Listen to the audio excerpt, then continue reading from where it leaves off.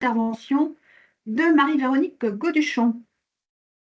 Voilà, maintenant que j'ai présenté ces règles, je vais simplement rappeler le contexte dans lequel nous organisons ce webinaire.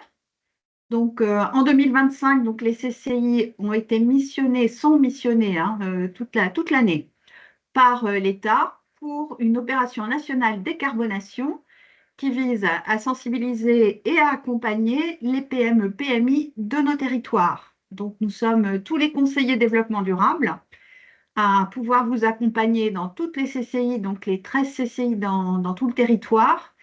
Et si vous ne connaissez pas votre conseiller développement durable par son nom dans votre territoire, vous avez tous les conseillers experts en lien sur notre site eco-entrepreneur.org. eco-entrepreneur avec un s.org. Et là, vous avez une page avec contact et vous avez tous les experts.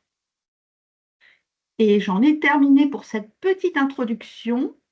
Et si nous sommes au complet, je passe la parole à Marie-Véronique sans attendre. Merci beaucoup. Du coup, je vais essayer de prendre la main sur l'écran. Vous allez me dire si ça arrive. Est-ce que vous voyez mon écran? Oui. C'est bon? Ouais, super. Merci Alexandra. Donc, Marie-Véronique Gauduchon. Moi, je suis basée à La Rochelle et j'ai rejoint Coapi il y a à peu près un an. Je travaille sur le carbone depuis 2006, d'abord sur le marché des quotas européens, puis 5 ans chez Carbone 4. Après, j'ai fait un petit peu de financement participatif des énergies renouvelables et j'ai rejoint la coopérative Carbone La Rochelle à ses créations fin 2020, début 2021. J'ai préparé mon intervention en 3 temps. Une petite intro très rapide, ensuite un premier temps sur les principes de base, la méthodologie de la compta carbone, un petit focus sur qui est concerné, voilà, qui doit compter le carbone aujourd'hui ou qui devrait compter le carbone aujourd'hui dans un but un petit peu stratégique et puis de préparation de l'avenir. Et je vous présenterai 2 études de cas auxquelles on pourrait aboutir à la fin de la formation qu'on est en train de monter avec Alexandra pour Campus by CCI. Alexandra qui vous présentera les actions de Campus by CCI à la fin. Au niveau vocabulaire, je vais utiliser de façon un petit peu indifférente bilan GES, donc GES pour gaz à effet de serre, bilan carbone, ça veut à peu près dire la même chose, sauf que le bilan carbone est une marque déposée, donc voilà, je peux utiliser parfois l'un pour l'autre. Le point de départ de tout ça, on pourrait dire, c'est le GIEC, le Groupe international d'études sur le climat, le changement climatique. Est-ce que vous vous souvenez quel est l'objectif international sur le climat? Celui qui a été voté, décidé en 2015 à Paris pendant la COP21. L'objectif international que la grande majorité des pays se sont fixés, c'est de limiter l'augmentation des températures moyennes mondiales en dessous de 2 degrés, si possible en dessous de 1,5 degré. Et puis après, libre à chaque État de mettre en place sa stratégie, sa trajectoire de décarbonation pour atteindre les 2 degrés. Mais si on s'appuie sur la science, sur les scénarios du GIEC, à quoi doit ressembler la trajectoire d'émissions mondiales? Ça doit ressembler à peu près à ça. Donc là, en ordonnée, vous avez les émissions mondiales de gaz à effet de serre, et puis en abscisse, vous avez 2010, 2020, 2050, 2100. Et ce qu'on voit, c'est qu'en 2050, on doit à peu près passer par 0, et c'est pour ça qu'on parle dans les stratégies bas carbone de neutralité carbone. Qu'est-ce que ça veut dire la neutralité carbone? La neutralité carbone, ça veut d'abord dire qu'il va falloir qu'on tous, à l'échelle individuelle, à l'échelle des entreprises, à l'échelle des collectivités territoriales et des pays, il va falloir qu'on réduise très fortement nos émissions. Qu'en parallèle de ça, on développe les puits de carbone. Les puits de carbone, ça va être l'évolution des pratiques agricoles, la plantation de haies, la plantation d'arbres, le carbone bleu, avec l'objectif en 2050 que chacun, à son niveau, on atteigne la neutralité carbone. Ça veut dire que pour pouvoir vérifier si on atteint notre neutralité carbone, il va falloir apprendre à compter le carbone. D'abord, comprendre les enjeux, ensuite mesurer. Donc, pour mesurer le carbone, on a le bilan carbone, on a le bilan gaz à effet de serre réglementaire. Il y a au moins 3 outils de bilan carbone individuel au niveau français. Et puis l'ADEME, avec le secours et l'aide des associations professionnelles, met à jour régulièrement des méthodes sectorielles de comptabilité carbone. Et puis, pour des activités un peu plus complexes, on peut avoir des outils sur mesure. Ensuite, une fois qu'on a fait son bilan carbone, l'objectif, ça va être de faire son plan d'action de réduction, de construire sa trajectoire de décarbonation. Et puis, là, on l'a vu dans le cadre de l'accompagnement CCI, d'aller trouver le financement pour couvrir ces actions de réduction de consommation d'énergie et d'émissions de gaz à effet de serre. Et puis, au bout du bout, si on est sur une trajectoire de neutralité, on peut aller jusqu'à la séquestration. Je refais juste un petit cadre historique pour savoir un peu d'où on vient. C'est toujours intéressant pour imaginer après on voit. Je vois qu'ici, j'ai un petit truc qui me gêne. Donc, on a la première conférence des Nations Unies sur l'environnement, ça date de 72. La création du GIEC, 88. Premier rapport du GIEC, 90. Sommet de la Terre, 92. La Convention 4 des Nations Unies, l'accord de Paris, la COP 21, c'est la COP 21 depuis 1992. Donc, la signature de la Convention cadre des Nations Unies sur le changement climatique. Et puis, création de l'ADEME en 92 et première base méthodologique pour la réalisation d'inventaires nationaux de gaz à effet de serre. Donc, la première méthodologie de compte à carbone, elle date de 93. Elle a été élaborée par le GIEC et elle sert de base à toutes les méthodologies qui ont été mises en place après. Donc là, j'étais vraiment à l'échelle des pays. La France, depuis, compte ses émissions directes depuis 1990 de façon rétroactive à partir de la méthodologie du GIEC et chaque année met à jour sa compte à carbone et s'est fixé des objectifs dans sa troisième stratégie nationale bas carbone de réduction à horizon 2030-2050. Pour les entreprises, qu'est-ce que ça donne? La première référence, c'est le Carbon Disclosure Project, qui s'est adressé à une trentaine de gros investisseurs en se disant la transparence va mettre les gens en mouvement. Et aujourd'hui, on a à peu près 2/3 des entreprises, 2/3 de la capitalisation boursière mondiale qui reportent chaque année leurs émissions de gaz à effet de serre dans ce cadre-là. Il s'appuie sur le GHG protocole, GHG pour Greenhouse Gas, donc les émissions de gaz à effet de serre, dont la première version a été mise en place en 2001. La France, on peut dire cocorico, on a été un des premiers pays à s'équiper d'un outil national et avec une base de facteurs d'émission publics ouvertes qui existe toujours aujourd'hui et qui est régulièrement alimentée et mise à jour par l'ADEME. Ensuite, on a le marché européen qui est entré en vigueur, là avec des cadres méthodologiques qui étaient fixés par décret sur des actions très, très contingentées, les raffineries, les aciéries, etc. On a une norme internationale qui a été élaborée et validée en 2006 et qui est régulièrement mise à jour. Et puis, en 2012, on a eu l'obligation pour un certain nombre d'entreprises de réaliser leur bilan gaz à effet de serre, uniquement sur le scope 1, scope 2. Je vais vous présenter dans les diapos suivantes ce que c'est que ces fameux scopes périmètres.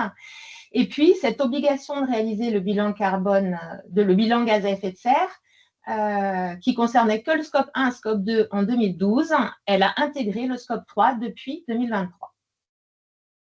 Et puis là, on a plus récemment, en complément du marché européen du carbone, on a ce qu'on va appeler des mesures d'ajustement carbone aux frontières qui vont se mettre en place progressivement et entrer en vigueur en 2026 parce que les entreprises européennes vont être obligées d'acheter leur quota carbone et pour qu'il n'y ait pas de concurrence déloyale, on va mettre des taxes carbone aux frontières pour compenser ce qui pourrait se passer ailleurs. Qu'est-ce que c'est que ces fameux scopes? Ces scopes, ils viennent du GHG protocole, donc de ce protocole qui a été mis en place en 2001. En gros, le scope 1, ça va être toutes vos émissions directes, les émissions qui sont liées à vos consommations d'énergie fossile, donc le carburant des véhicules, le gaz naturel, le fuel de vos chaufferies. Le scope 2, ça va être tout ce qui va être consommation d'électricité et un petit peu de vapeur ou de froid pour les gens qui sont branchés sur des réseaux de chaleur ou des réseaux de froid. Donc, en gros, les scopes 1 et 2, qui étaient dans le bilan gaz à effet de serre réglementaire obligatoire du début, c'était essentiellement les consommations d'énergie. Et puis après, si on rajoute le scope 3, j'ai envie de dire, c'est tout le reste. Et on va distinguer le scope 3 amont, qui sont toutes les émissions qui ont lieu avant vos entreprises. Donc, ça va être toutes les émissions de vos fournisseurs et des fournisseurs de vos fournisseurs. Vous êtes un constructeur de voitures. Dans votre scope 3, vous allez intégrer la fabrication de l'acier en Asie, en Turquie, en Inde pour fabriquer vos voitures. Le scope 3 aval, là, ça va être toutes les émissions qui vont être liées à l'utilisation de votre produit. Ça va être le fret jusqu'à vos clients Mais si vous êtes constructeur automobile, ça va être la consommation de carburant de vos voitures. Là, c'est une autre façon de présenter les choses. Lorsque vous allez faire votre bilan gaz à effet de serre, ça c'est le visuel d'un des premiers bilans carbone, il date de 2006. Il va falloir que vous récupériez toutes vos données de consommation d'énergie, toutes vos données de transport, le transport amont, le fret amont, le fret aval, le transport de personnes, que ce soit vos salariés, vos clients, vos fournisseurs, la fabrication des matières premières que vous allez utiliser, et puis la fin de vie des déchets que vous allez produire et l'utilisation de vos produits et la fin de vie de vos produits. Si on doit faire le bilan gaz à effet de serre d'une voiture, qu'est-ce que vous auriez envie de prendre en compte? Il va d'abord falloir prendre évidemment la combustion. Quand on pense voiture, la première chose qui vient en tête, le scope 1 d'une voiture, c'est la combustion du carburant. Et on peut dire le scope 1 d'une voiture électrique, c'est 0 parce qu'il n'y a pas d'émission de CO2 qui sort de la voiture. Par contre, il faut aussi prendre la fabrication du carburant et puis, bien sûr, la fabrication de la voiture. Et en fin de vie, alors la fabrication de la voiture, l'utilisation de la voiture, je change mes pneus, je change mes plaquettes de frein, et puis tout à la fin de vie de ma voiture, son démantèlement et éventuellement le recyclage d'une partie des matériaux. Comment est-ce qu'on va calculer tout ça? Comment est-ce qu'on va ranger déjà tout ça? Ça, c'est le nouveau bilan carbone, c'est la version 2025 là, qui vient d'être mise à jour. Pour pouvoir lire un bilan carbone, interpréter un bilan carbone, il est important de ranger les émissions dans un certain nombre de cases. Donc, on va retrouver les cases émissions directes énergie, les autres émissions indirectes énergie, le fret interne, le fret entrant, le fret sortant, le déplacement de votre personnel. Et puis, dans la nouvelle méthodologie, on sépare bien tout ce qui va être les biens entrants des services entrants. Et puis, ce que je n'ai pas trop évoqué là, on va compter aussi les immobilisations. Vous êtes une usine qui travaille l'acier, on va aussi compter la construction des bâtiments, la construction des machines-outils. Et puis, fin de vie et utilisation, ça, je l'ai déjà évoqué. Ensuite, d'un point de vue calcul et arithmétique, on va lister toutes vos données d'activité. Là, par exemple, vous êtes pour compter les émissions liées au transport, on va aller chercher les litres de carburant que vous avez consommés. Si jamais ça, c'est une information trop difficile, on a un joker, on va peut-être partir des kilomètres parcourus. Pour la partie bâtiment, on va récupérer toutes les factures d'électricité, les factures de gaz, les factures de fuel. Et puis après, sur le scope 3, là, les données d'activité vont être beaucoup plus variables. Ça peut être un inventaire de votre parc informatique, de votre parc machine. Et en dernier recours, on peut passer par des ratios monétaires pour se dépanner sur les postes les plus compliqués. La deuxième partie, ça va être d'aller chercher les facteurs d'émission qui correspondent à vos données d'activité. Et ensuite, on est sur un processus de compta assez simple. On multiplie les données d'activité par les facteurs d'émission et on fait la somme de tout ça. Qui est concerné par la comptabilité carbone? Alors, si vous vous souvenez un peu l'historique que je viens de présenter, on a vu qu'en France, avant le bilan carbone ou autour de la création du bilan carbone, il y avait le marché européen des quotas. Donc, les premières entreprises qui ont fait des calculs carbone en France, ça date de 2005, et c'était avant tout les producteurs d'électricité, les raffineurs, les producteurs de carburant, les producteurs d'acier, de ciment, de chimie, etc. Pourquoi est-ce qu'on a d'abord travaillé avec ces acteurs-là? C'est parce que c'est ceux qui représentent des sources d'émissions les plus importantes au niveau européen. Aujourd'hui, ce marché des quotas, c'est 40% des émissions de l'Union européenne et seulement 20% en France, parce qu'en fait, en France, on n'a presque plus de production d'électricité à base de combustibles fossiles. Ce marché des quotas européens, il aboutit à quoi? Il aboutit à un marché du carbone. Le principe, c'était de se dire, les plus efficaces ou là où les réductions d'émissions sont les plus simples et les moins chères, le marché va permettre qu'elles se fassent au meilleur prix, au meilleur moment. Quand on regarde le prix du carbone, il a eu du mal à décoller au début parce qu'en fait, on avait mis un peu trop de quotas par rapport à ce qui était effectivement nécessaire en Europe. Mais là, on voit que depuis 2022, on a un prix du carbone qui se maintient autour de 60-80 € la tonne de CO2. Ça, aujourd'hui, ça concerne essentiellement les entreprises qui sont soumises aux quotas. Mais si on revient sur qui sont les entreprises soumises aux quotas, on voit qu'il y a producteurs d'acier, producteurs de ciment, chimie. Donc, si vous-même, vous êtes consommateur de ces produits-là, un jour ou l'autre, le prix du carbone va vous impacter sur le prix d'achat des matières premières. Comme je l'ai dit tout à l'heure, les entreprises, donc dans la première période, les quotas carbone, ils étaient distribués gratuitement, mais leur montant diminue d'année en année. C'est pour ça que d'année en année, on voit qu'on a les émissions diminuent parce que petit à petit, les producteurs d'acier, les producteurs d'électricité au charbon, ils passent au gaz naturel, ça fait baisser leurs quotas. Ils passent aux énergies renouvelables, ça fait baisser leurs émissions, etc., etc. Mais ce qu'ont dit les industriels, et on le voit avec ArcelorMittal, là, qui fait un peu du chantage à l'emploi, c'est que si vous nous mettez des quotas carbone en Europe, on va les produire ailleurs. Pour éviter ces fuites de carbone, l'Europe est en train de mettre en place un mécanisme d'ajustement carbone aux frontières, avec l'idée que si vous êtes importateur de produits qui sont soumis aux quotas en Europe, par exemple de l'aluminium, de l'acier, du ciment, un jour ou l'autre, il va falloir que vous repayiez ces taxes carbone ou ces quotas carbone aux frontières. Et puis, ce marché des quotas, on a dit aujourd'hui en Europe, il couvre 40% des émissions. 40% des émissions, ça ne suffit pas à atteindre la neutralité carbone. Donc, petit à petit, on a rajouté l'aviation, on a rajouté le transport maritime, et puis on va supprimer les quotas gratuits pour l'industrie. On va mettre en place cette taxe carbone aux frontières pour les produits comme l'acier, le ciment, l'aluminium, etc. On supprime les quotas pour l'aviation. Et puis, à partir de 2027, on va élargir ce marché européen à tout ce qui va être combustible fossile. Donc, ça va être élargi aux émissions du chauffage pour les bâtiments, si vous avez un chauffage, au fuel, au gaz naturel, etc. Si vous faites du transport, quasiment tous les carburants vont être taxés. Là, ce qui change par rapport au premier marché européen, c'est que la colonne de gauche, c'était aux utilisateurs de déclarer leur consommation de combustibles fossiles et leurs émissions. Dans le marché carbone version 2, sur la partie un petit peu diffuse, autour de consommation d'énergie dans le bâtiment pour les petits industriels et les petits tertiaires, et puis consommation d'énergie dans le transport routier, ce n'est pas vous en tant qu'utilisateur qui allez faire votre quota carbone, c'est vos fournisseurs. Ça va être Total, ça va être Engie, etc., qui vont déclarer leurs ventes, qui vont payer les quotas, mais qui vont finalement traduire cette augmentation du prix sur le prix de l'énergie finale qu'ils vont vous vendre. Donc ça, c'est toute la première partie des entreprises qui sont concernées directement par le marché européen du carbone ou indirectement en tant que clients, acheteurs de carburant et acheteurs d'énergie. Tout à l'heure, on l'a vu, depuis 2012, un certain nombre d'entreprises sont obligées de réaliser leur bilan gaz à effet de serre.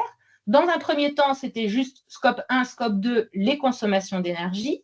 Depuis 2023, c'est tout le périmètre. Est-ce que vous savez à partir de quelle taille est-ce que les entreprises sont soumises à cette obligation de réaliser leur bilan carbone? Est-ce que c'est 1000 salariés, 500, 250? Est-ce que vous-même, là, aujourd'hui, vous êtes concerné? L'obligation de réaliser le bilan gaz à effet de serre réglementaire, c'est pour toutes les entreprises de plus de 500 personnes en France métropolitaine et 250 en Outre-mer. Il doit être réalisé tous les 4 ans et comme je l'ai dit tout à l'heure, il doit porter sur les 3 scopes, énergie fossile, scope 1, électricité, vapeur, scope 2 et scope 3, tout le reste. Je sais aujourd'hui, tout le monde sait que toutes les entreprises de plus de 500 salariés n'ont pas encore réalisé leur bilan carbone. Et il faut le réaliser, en plus, il faut le publier sur le site de l'ADEME. À votre avis, une entreprise qui n'a pas réalisé son bilan carbone, elle est soumise à quoi? Une amende? Si oui, c'est quoi le montant? Le montant, maintenant, il est passé à 10 000 euros, voire 20 000 euros en cas de récidive. Si l'Adréal vous met en demeure, vous payez l'amende et que l'année suivante, vous ne faites toujours pas votre bilan carbone. Précédemment, c'était seulement 1 500 euros. Pour 1 500 euros, les DREAL n'allaient pas chercher les amendes. À partir de 10 000 euros, vous avez des régions qui commencent à mettre en place un fichier, un listing des entreprises de plus de 500 salariés, envoyer une lettre les informant de leur obligation de réaliser leur bilan carbone. Et à ma connaissance, il y a juste eu 1 ou 2 entreprises en Île-de-France qui ont été soumises à l'amende. Mais vous avez d'autres, on va dire, d'autres avantages, le mot m'échappe. Voilà, l'obligation de réaliser le bilan carbone, elle est conditionnée à une amende, mais elle peut aussi, si vous n'avez pas réalisé votre bilan carbone et que vous avez plus de 500 salariés, vous pouvez vous retrouver en restriction d'accès à la commande publique. Parce que dans le Code des marchés publics, il est stipulé qu'un acheteur peut exclure de la procédure du marché une entreprise qui serait soumise à l'obligation de réaliser son bilan gaz à effet de serre, mais qui ne l'aurait pas fait. Donc, faire son bilan carbone, ça permet d'échapper à l'amende, ça permet de répondre à la commande publique. Et puis, on l'a vu tout à l'heure, les CCI sont mandatés par l'État dans le cadre de la stratégie nationale de décarbonation. Dans ce cadre-là, l'État met en place un certain nombre de subventions pour accompagner les entreprises à réduire leurs émissions de gaz à effet de serre, en particulier sur leur consommation d'énergie. Les entreprises qui veulent bénéficier des aides du plan de relance doivent réaliser leur bilan carbone, pour l'instant uniquement sur le scope 1, scope 2, donc consommation d'énergie fossile, carburant, gaz, fuel et consommation d'électricité et de vapeur. Et puis, si on prend, là, vous êtes essentiellement tous en région Nouvelle-Aquitaine, on a ce grand programme Néoterra de transition environnementale, et les aides du programme Néoterra sont, elles, soumises à éco-socio-conditionnalité, dont, pour certaines, l'obligation de réaliser son bilan carbone et d'avoir un plan de décarbonation. Vous n'êtes pas une entreprise de plus de 500 salariés. Mais qu'est-ce qui se passe après qu'une entreprise de plus de 500 salariés ait fait son bilan carbone? Là, vous voyez les différentes étapes d'un bilan carbone, d'un bilan gaz à effet de serre. On définit le périmètre, on mobilise en interne, on fait la compta. Est-ce que le bilan gaz à effet de serre, il s'arrête là? Non, il ne s'arrête pas là. Une fois qu'on a fait son bilan gaz à effet de serre, l'objectif après, c'est de construire son plan de transition. Et dans le plan de transition, il y a des trajectoires de réduction. Pour construire une trajectoire de réduction, aujourd'hui, le cadre, on va dire, c'est le cadre international qui est plébiscité par la majorité des grandes entreprises. C'est un cadre qui s'appelle SBTI, Science Based Target Initiative, avec des référentiels qui sont mis à jour régulièrement. Et en gros, qu'est-ce qu'il explique ce cadre? C'est qu'aujourd'hui, je cherche ma souris, aujourd'hui, le bilan carbone d'une entreprise, ça ressemble à ça. Ses émissions, elles sont bien supérieures à éventuellement ses dépenses en compensation carbone, etc. On l'a vu, ça, c'est les émissions mondiales. Aujourd'hui, on émet beaucoup plus que nos puits de carbone. L'objectif en 2050, c'est que tout un chacun équilibre ses émissions avec ses capacités de séquestration. Donc, les standards SBTI construisent des trajectoires pour les entreprises pour arriver en 2050 à un équilibre entre émissions et séquestration. L'intérêt de ces cadres SBTI, c'est qu'en fait, de la même façon que l'ADEME travaille avec les organisations professionnelles pour définir des cadres méthodologiques de comptabilité carbone dans le secteur routier, dans l'agriculture, dans le BTP, dans la viticulture, etc., Science Based Target a travaillé avec les grands secteurs industriels, l'aluminium, l'acier, le verre, les textiles, l'agriculture, etc., pour dire quelle doivent être votre trajectoire de décarbonation. Je vais prendre deux extrêmes. Si on prend le secteur de production électrique, en 2050, il doit arriver à 100% énergie décarbonée. Donc, une entreprise du secteur électrique qui se fixe des objectifs SBTI, ça veut dire qu'il construit son plan d'investissement pour arriver en 2050. Il n'a plus aucune centrale de production à énergie fossile. Il produit 100% de son électricité à base d'électricité renouvelable et à base d'électricité nucléaire. Donc, ça veut dire que la décarbonation pour le secteur électrique en 2050, il est total. Je prends l'extrême inverse, l'agriculture. L'agriculture, il y a plein d'émissions qui ne sont pas des émissions énergétiques, qui sont des émissions liées à l'utilisation des engrais, des émissions qui sont liées à la biologie des ruminants. L'objectif global, on va dire l'objectif moyen au niveau mondial, si vous vous souvenez de la première courbe, c'est à peu près moins 90% des émissions pour tout le monde. Le secteur électrique, ce n'est pas moins 90%, c'est moins 100%. Et le secteur agriculture et forêt, ils ne pourront jamais descendre à moins 90%. Les objectifs SBTI, ils sont à peu près à moins 80%. Et puis, entre ces deux extrêmes, l'agriculture qui a le moins d'efforts à faire, entre guillemets, parce que l'alimentation, c'est vraiment un de nos besoins de base. En 2050, il faudra qu'on soit en mesure de nourrir 10 milliards d'habitants. L'électricité qui, elle, a la capacité à faire aujourd'hui, on sait faire à un prix tout à fait raisonnable de l'électricité zéro carbone. Et puis, selon votre secteur industriel, vous allez avoir une trajectoire plus ou moins rapide, plus ou moins forte à horizon 2050.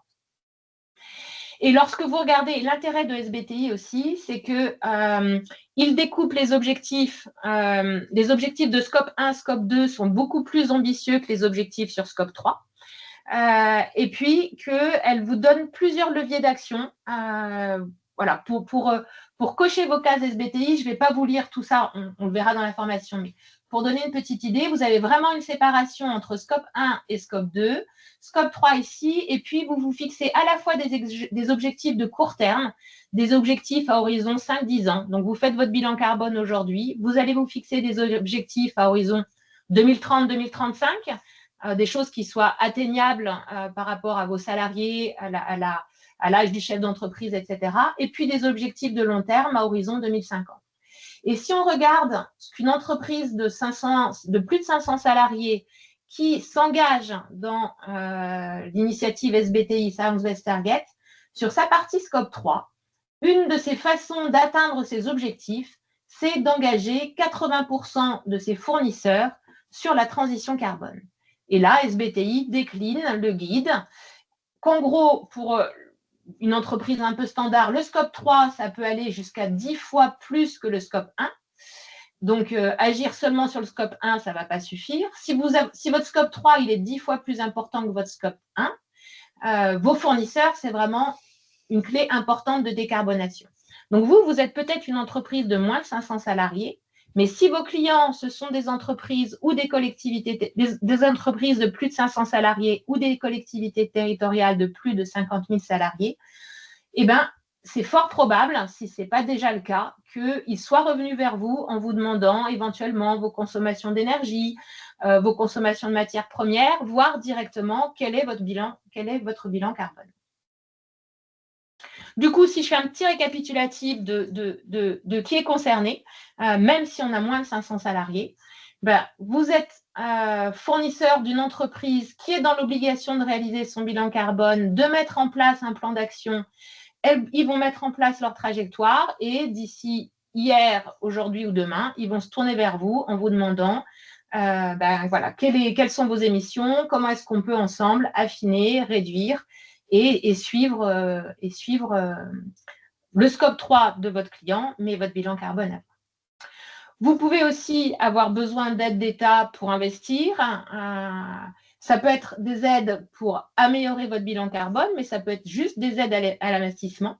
Vous pouvez être fournisseur des collectivités territoriales via des appels publics. Dans ces cas-là, petit à petit, la réalisation d'un bilan carbone devient un critère de sélection, voire un critère d'exclusion. Et on peut avoir des exemples. Voilà, on va dire qu'on peut avoir deux niveaux. Le premier niveau, c'est exiger la réalisation du bilan carbone. Le deuxième niveau, ce serait de se dire je n'achète de l'acier ou des produits en acier qu'à condition que le poids carbone soit inférieur à 10 kg par kilo d'acier, par exemple. Et puis, troisième sujet que je n'ai pas trop développé là, c'est si jamais vos clients, ce sont des citoyens, des consommateurs. Si vous n'êtes pas en B2B, mais vous êtes en B2C, ce qu'on constate, c'est qu'on a de plus en plus de citoyens qui sont conscients de l'impact environnemental de leur mode de vie et qui sont soucieux de réduire cet impact. Les chiffres qu'on peut citer, pour ceux qui connaissent, la fresque du climat, aujourd'hui, il y a plus de 2 millions de Français qui l'ont faite, 90 000 animateurs. Et puis l'atelier suivant, voilà, si vous avez fait la fresque du climat mais que vous n'avez pas fait l'atelier suivant, je vous invite à suivre l'atelier d'automne, où là, c'est déjà 200 000 participants et 12 000 animateurs. Voilà, donc 3 bonnes raisons de réaliser votre bilan carbone si vous ne l'avez pas encore fait. J'ai une question, Marie-Véronique, sur la slide et le deuxième point sur les collectivités. Oui. On parle qu'en dessous, c'est en dessous de 500 salariés pour les collectivités, c'est-à-dire cette obligation. Est-ce qu'il y a un seuil quand même minimum ou c'est toute collectivité, tout territoire doit avoir fait son bilan carbone? Non, c'est 50 000 habitants, pardon. Voilà, 50 000 habitants. D'accord. Et je vois chez nous, donc chez nous, l'agglo est concerné, mais du coup, après, c'est un peu, voilà, l'agglo, on peut dire, les petites communes chez nous ne sont pas concernées, mais l'agglo est concernée. Et de la même façon, quand l'agglo va faire son bilan carbone, si elle fait le bilan carbone élargi, au bout d'un moment, elle doit inclure les petites communes. Donc, nous, il y a eu des aides. Voilà, l'agglo a fait 2 programmes collectifs d'accompagnement des petites communes voilà, je crois que le premier pool, il y avait 10 communes, deuxième pool, il y avait 8 communes, avec, avec une structure qui fait l'accompagnement pour mutualiser un petit peu les coûts. D'accord. Voilà. Là, tu parles de l'agglo de La Rochelle, Marie-Véronique. Excusez-moi, oui, je suis basée à La Rochelle. Donc, voilà, La Rochelle, on est engagé dans la démarche La Rochelle Territoire Zéro Carbone. Donc, c'est un sujet, quand je vous parle de ces opérations collectives, elles datent du temps d'avant la coopérative carbone et pendant la coopérative carbone. Donc, ça fait déjà, je dirais, 4 ans pour la première, 4 ans pour le premier pool et puis 2 ans pour le deuxième. Du coup, je reviens. Il y avait d'autres questions Non, pour l'instant, c'était la seule. Hop. Je me rends compte que j'avais peur d'être trop longue et en fait, on aura du temps pour les questions. Il y aura du temps pour les questions.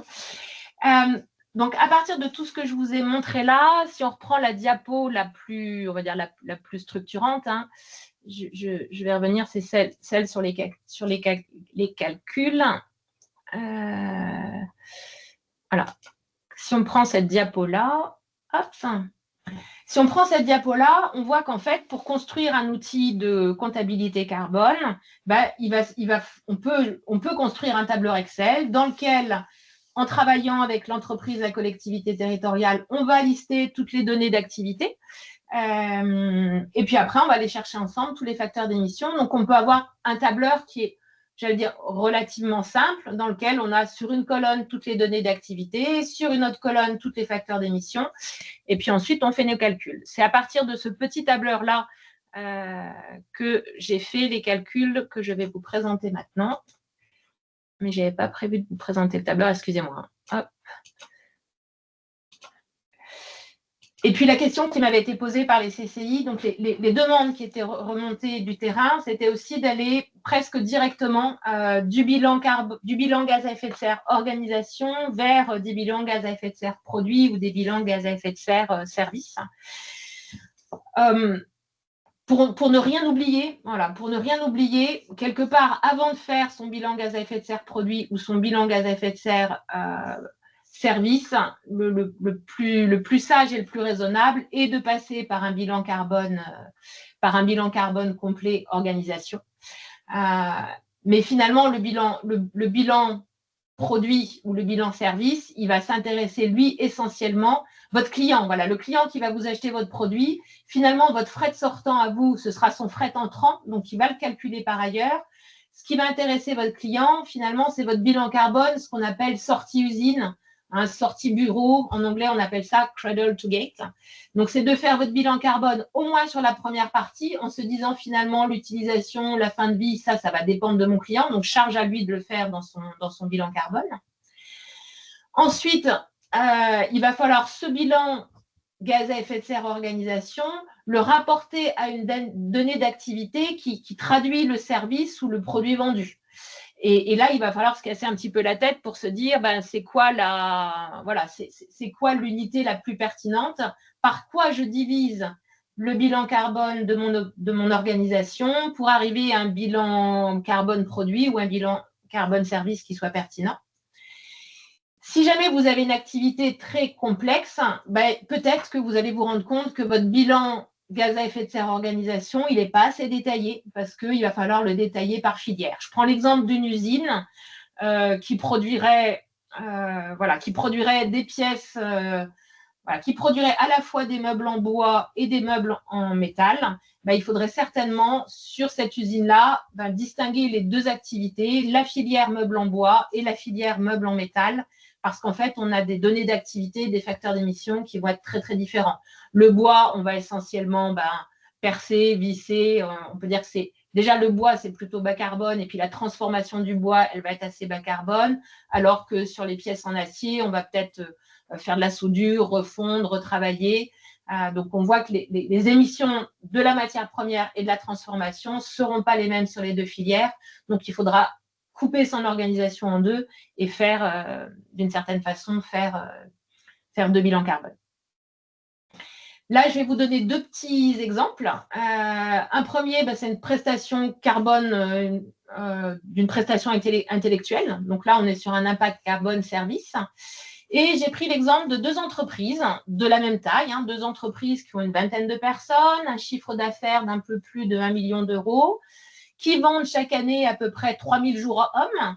Elles ont toutes les deux 3 véhicules de service qui font à peu près 45 000 km par an. C'est les commerciaux, c'est les consultants qui vont intervenir chez leurs clients. Comme ils ont des clients à Paris et puis des clients à Lyon, ils font quelques allers-retours. 14 allers-retours pour Paris, 3 pour Lyon. Et puis, en termes de team building, etc., ils font à peu près 12 repas par équipe. Je fais le bilan carbone de mes deux entreprises et j'arrive à ce résultat-là, qui sont deux bilans carbone complètement alors pas complètement, qui sont deux bilans carbone différents. Ma première entreprise, elle émet en tout 97 tonnes de CO2 par an, alors que la deuxième entreprise, elle n'en émet que 52.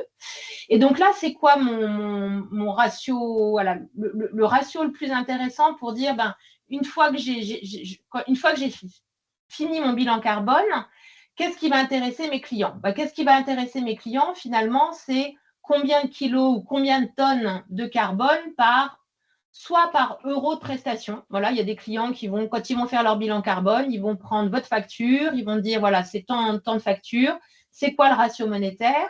Ou bien, un petit peu plus précis, combien de jours a coûté cette mission? Si c'est une mission de 100 jours, de 200 jours, etc.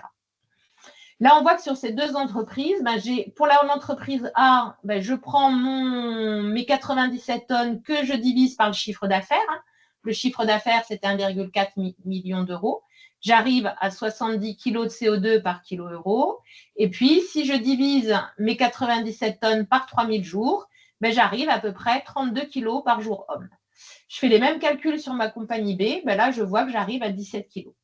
Finalement, pour deux entreprises de la même taille avec le même personnel, sur des chiffres réalistes, je vois que j'ai un bilan carbone qui est quasiment, il y a un facteur 1 à 2 entre mes deux bilans carbone. Si je zoome un petit peu sur mon bilan carbone, qu'est-ce que je vois qui change? Je vois que j'ai une assez grosse différence sur ma partie déplacement.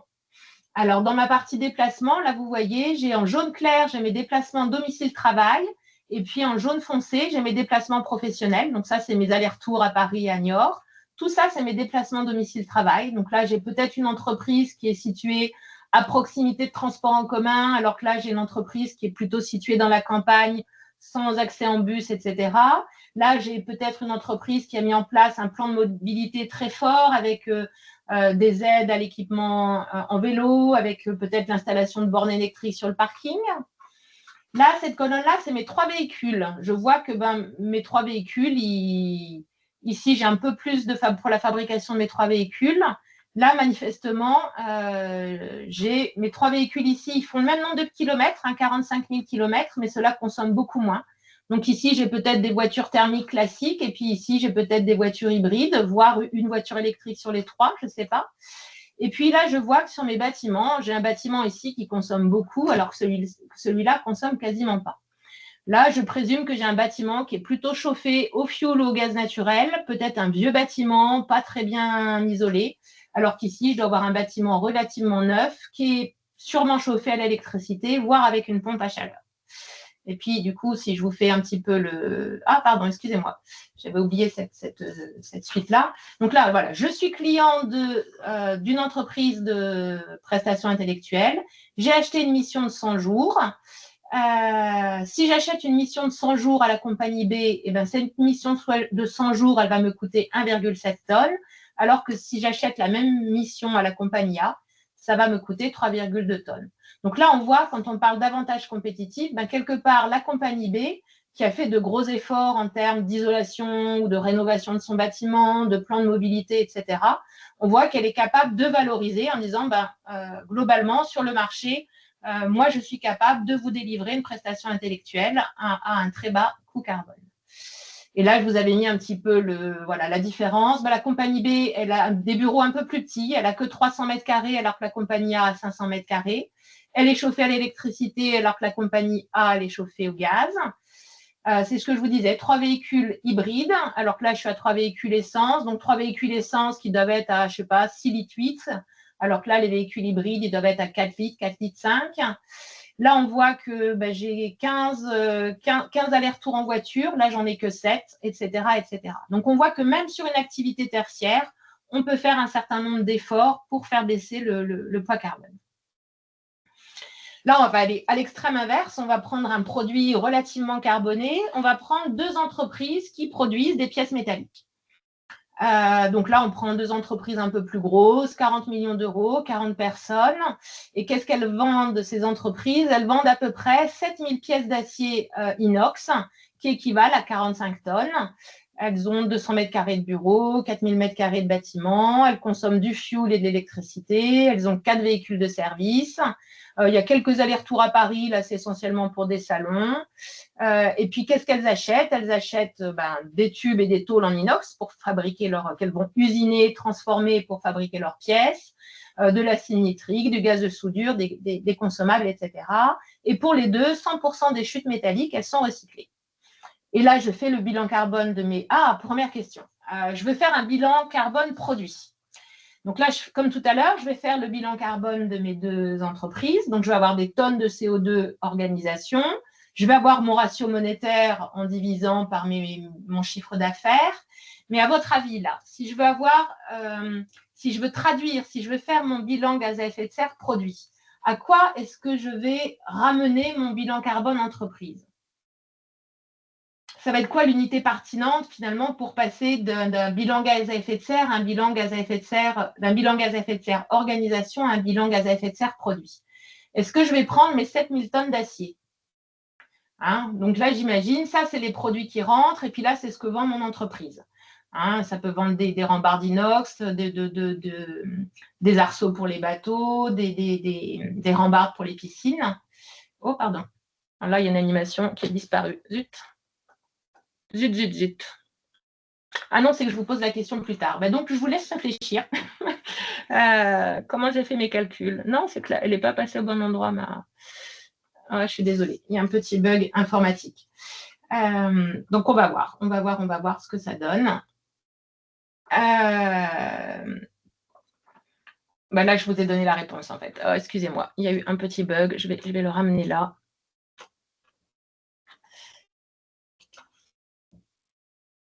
Bon, c'est pas grave. Excusez-moi, les aléas du direct. Donc, on a fait le bilan carbone de nos entreprises. Première entreprise, 800 tonnes de CO2. Deuxième entreprise, à peu près 500 tonnes. Je divise par les 40 millions de chiffre d'affaires. J'arrive à un ratio monétaire. Et puis là, je vous donne la réponse. J'ai divisé par le poids total des pièces. Quand on regarde mes 2 bilans carbone, là, il faut faire attention parce que vous voyez ici, j'ai une échelle à 600 tonnes de CO2, ici à 300 tonnes. Donc, je vais ramener mes 2 bilans carbone à la même unité. Donc, ce qu'on voit sur les 2 entreprises, que ce qui pèse le plus dans les 2 cas, c'est les matières premières achetées. C'est essentiellement l'acier acheté. Et là, on rejoint finalement les questions sur le marché des quotas carbone et sur les taxes carbone aux frontières. Et puis, on voit quand même que la grosse différence entre les deux, je vais avancer parce que je vois l'heure qui tourne, c'est que ma compagnie B, elle achète son acier en Europe, en Italie, et qu'elle n'a que 15% de chute. Donc, elle a besoin d'acheter uniquement 53 tonnes avec un facteur d'émission d'à peu près 4000 kg de CO2 par tonne, alors que mon entreprise A, elle achète 60 tonnes d'acier, mais avec un facteur d'émission qui est 2 fois plus élevé. Donc là, on voit que ma compagnie B, en ayant fait l'effort de trouver un fournisseur européen qui a fait son bilan carbone, qui s'approvisionne essentiellement à base d'acier recyclé, elle a un avantage en termes d'impact carbone par rapport à l'entreprise A qui, elle, s'approvisionne en Chine où il y a très peu d'acier recyclé. Voilà. Je suis désolée, je vois le temps qui passe et j'ai un petit peu bugué. Ce que je voulais dire par rapport au bilan carbone. Un bilan carbone TPE, PME, là on peut prendre les chiffres de BPI France. BPI France propose un accompagnement à partir de 10 000 € le bilan carbone. subventionné à 40%, donc il reste 6 000 € à la charge des entreprises. Le constat, c'est que ça reste assez cher pour les PME et les TPE. Et la solution pour pallier à ça, c'est de mettre en place des actions collectives. Là, je vous donne un exemple de ce qui a été fait par La Rochelle Technopole et la coopérative Carbone en 2022-2023, avec 7 entreprises qui ont été 7 entreprises accompagnées, du coup 5 bilans carbone réalisés. Offensive PME, donc là sur tout Poitou-Charentes, est en train de faire la même chose avec 6 PME accompagnées et 6 bilans gaz à effet de serre réalisés. Et là, je vais donner la parole à Alexandra, désolée pour le retard, sur l'action collective que la CCI de Sèvres et Campus by CCI souhaitent mettre en place. Merci Marie-Véronique pour cette présentation qui est riche, connaissant donc ton expertise dans le domaine. Tu es effectivement très très pointu sur le sujet, donc ça peut paraître un petit peu rebutant pour les néophytes qui ne connaissent pas du tout encore tous ces concepts, ces idées, ces termes, etc. Et donc c'est pour ça que nous, en fait, à la CCI de Sèvres, donc avec le campus de la CCI, donc moi je me présente Alexandra Lagrange, je suis ingénieure pédagogique et digitale, et donc avec Marie-Véronique Goduchon, on a construit une formation sur 3 jours pour justement mettre le pied à l'étrier aux TPE-PME, parce qu'on a effectivement beaucoup parlé au départ, bien sûr, des obligations pour les entreprises de plus de 500 personnes, depuis 500 salariés, mais effectivement, ce n'est pas la majorité de nos entreprises sur le territoire, au contraire, ce sont beaucoup de TPE et PME, et donc cette formation-là, sur 3 jours, elle va vraiment s'orienter, faire le focus sur, si vous vous souvenez de la slide du début, où on parle des 4 étapes pour contribuer à la neutralité carbone, où il y avait la colonne comprendre en bleu, mesurer en rouge et réduire en jaune. Voilà, ces formations-là, elle va se concentrer sur beaucoup les 2 premières colonnes, comprendre et puis aussi mesurer et voir des pistes de réduction. Cette formation-là, elle est sur 3 jours et elle aura lieu donc sur 3 semaines. Il y aura une semaine d'intervalle entre chaque journée parce que ce sera assez intense. Il faut avoir aussi le temps d'intégrer ces informations-là. Donc cette formation-là, elle va permettre tout simplement déjà de vous sensibiliser et de prendre la mesure de l'utilité et puis l'impact que ce calcul de bilan de gaz à effet de serre produits et services. Là, on n'est vraiment pas sur une formation qui va vous aider à calculer votre bilan carbone organisation. Ceci dit, voilà, comme l'a dit Marie-Véronique tout à l'heure, effectivement, c'est peut-être mieux de commencer par la version organisation, mais celle-ci est toujours intéressante et peut être une porte d'entrée pour des petites entreprises, justement pour les amener à faire le calcul GES de leur organisation. C'est une formation qui se veut très pratico-pratique, car sur les 3 jours, chaque journée contient des cas pratiques, voire 2 cas pratiques. Vraiment, l'objectif de cette formation, c'est d'outiller les TPE et PME pour les emmener vers une autonomie dans le calcul de leur calcul carbone de leurs produits et services. Donc, ça va être comprendre les cadres réglementaires dans lesquels s'inscrit cette démarche, connaître et utiliser les différents outils et surtout mettre en application des actions dans son entreprise suite à ce travail de réflexion. C'est vraiment l'objectif. Est-ce que Marie-Véronique, tu peux passer à la slide suivante? Je crois que c'est toi qui as toujours la main. Voilà, donc oui, pour la journée, merci. Pour voir un petit peu le détail de ces 3 jours, donc ça va être vraiment une formation qui va être progressive. Donc la première journée, elle est vraiment axée sur la compréhension et la conscientisation du contexte, de la situation actuelle dans laquelle nos entreprises évoluent, que ce soit en termes d'énergie, de matières premières, de contraction de flux, d'impact sur le climat. Bien sûr, ce que cela implique aussi dans la comptabilité d'entreprise, quand on y inclut tous ces paramètres-là. Donc, c'est pour ça qu'il y a la découverte de la comptabilité carbone, avec bien sûr la prise en compte de différents scopes, 1, 2, 3, dont Marie-Véronique a un peu expliqué les différences. Et puis surtout, là aussi, donc, comme je disais tout à l'heure, il y a le cas pratique qui va vous permettre de mettre un peu les mains dans le cambouis. Et là, surtout, ce cas pratique-là, c'est partir de l'individuel, d'abord de ce qui nous touche vraiment personnellement au plus près, pour ensuite, dans les jours suivants, pouvoir élargir après au plus grand et plus au niveau donc de l'entreprise. Et sur cette dernière journée, terminer justement sur l'identification des différents facteurs d'émission qui permettra déjà de voir les premières pistes de réduction que l'on peut faire, qui seront un atout aussi économique pour les entreprises.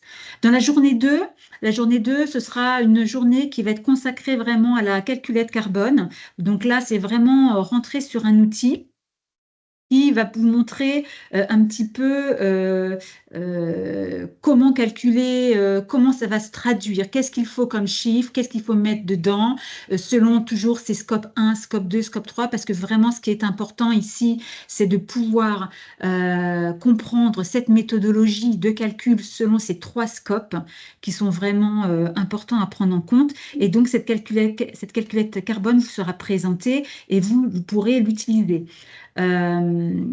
Et bien sûr, dans ce jour 2, il y aura, alors je dis bien sûr parce que c'est bien de faire tout ça, mais on a pensé aussi à cette partie de communication, parce que faire ce calcul-là, c'est aussi important de savoir l'utiliser et communiquer sur ces résultats.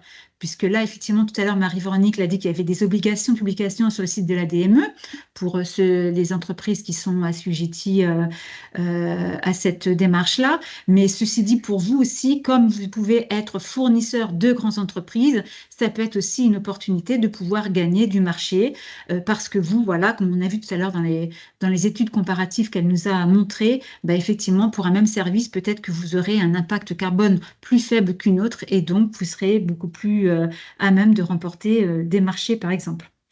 Voilà pour la journée 2. Pour la journée 3, alors cette journée 3-là, elle va être vraiment consacrée sur des exemples concrets, puisqu'il y aura 2 cas pratiques dans cette journée, dernière journée de formation.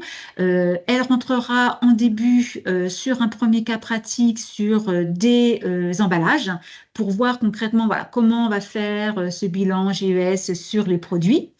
Puis, il y aura une présentation sur les différents outils qui existent et puis les différentes approches que vous pourrez mettre en place.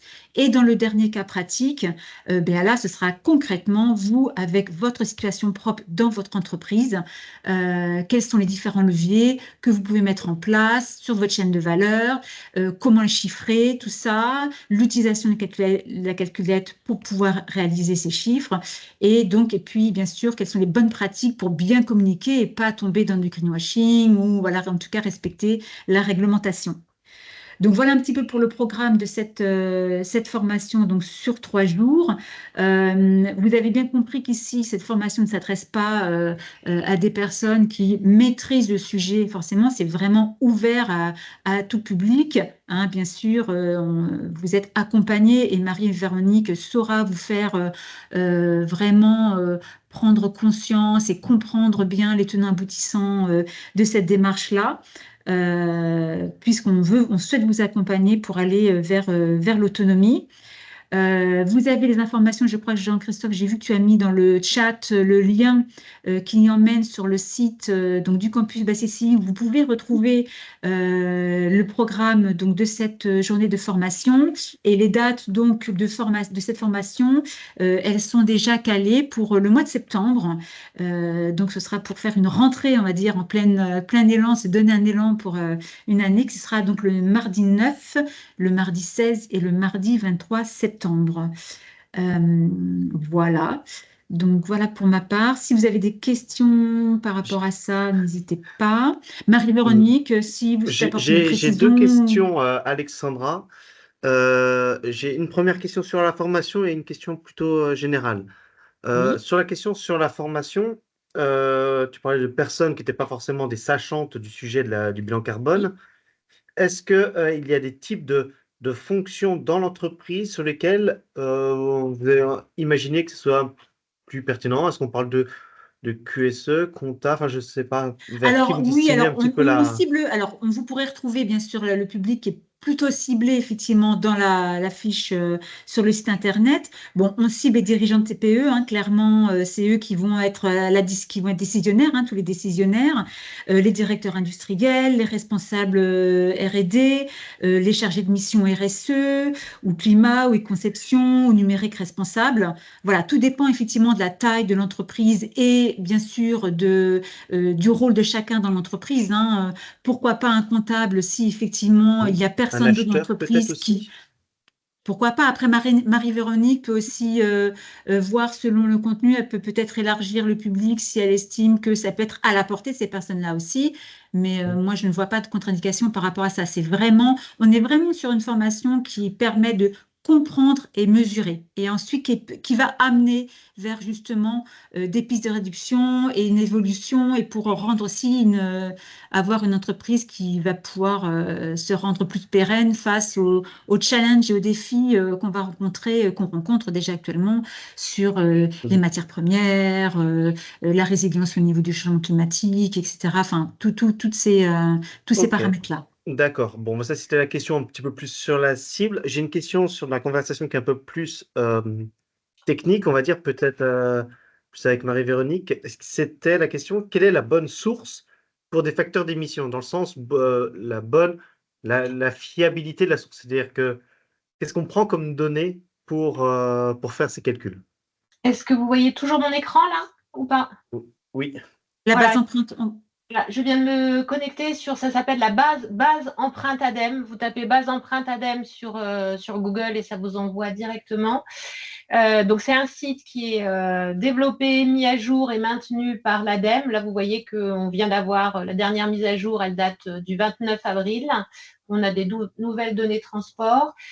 Pour pouvoir avoir accès aux données, eh ben, il faut s'inscrire. Il faut s'inscrire. La création de compte est gratuite.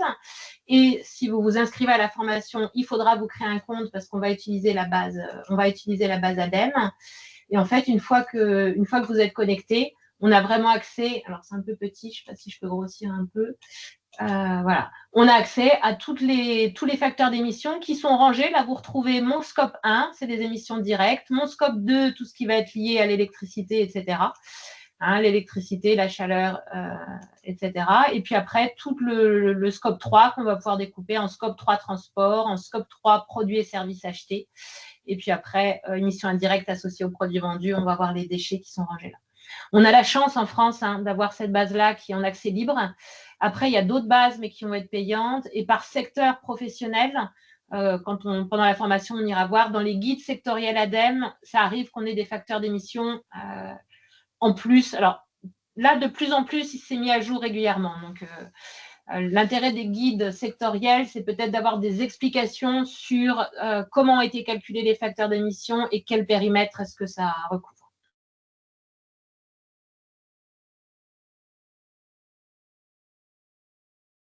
merci Marie-Véronique.